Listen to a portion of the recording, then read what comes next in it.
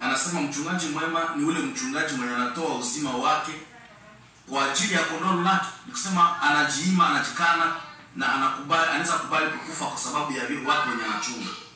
Na mzazi mzuri ni hivyo hivyo tu.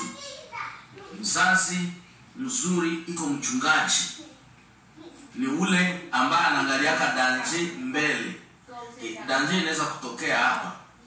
Na wakati anapoangalia ile danger kutokea kwenye katokea, anakuwaka niko na uwezo ya kuweza kungojea kila kitu kile kinaweza tokea ni wakati wote ule. Kwa mfano, niko na mfano mmoja wa kitongo ameona nyoka mnyuma. Na hapa ni Marekani, mimi najiuliza kwa nyoka mnyuma. Anafanya kwa kunakibia yeye. Wow. Tena mimi sitajua kwenye iko bakanibakia na sinyoke kwa mule mchumba. Au msijui kwenye iko. Ifale nipate mtu akunionyesha kwenye iko. Okay, ndio sasa. Au mwenye iko nataka kunionyesha kwenye iko na ugopa. Mimi mimi naposhokea na mti, sababu mimi ndio mzazi, sasa nikakimbia na Dabata wategea kwa nyumba.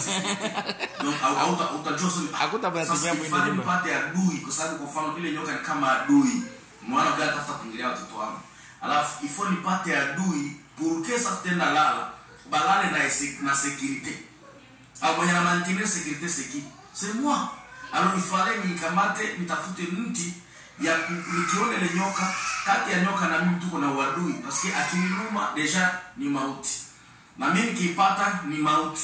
Kwa hiyo il fallait nikuwe na capacité na stratégie ya kuipiga. Hapa mimi najua ndio na mnaga. Donc effectivement wakati niliona nikaipiga kwa kichwa. Na ikakufa, nikabeba nje. Donc tellement que ni nyoka hata imekufa kila mtu alikuwa anaiogopa.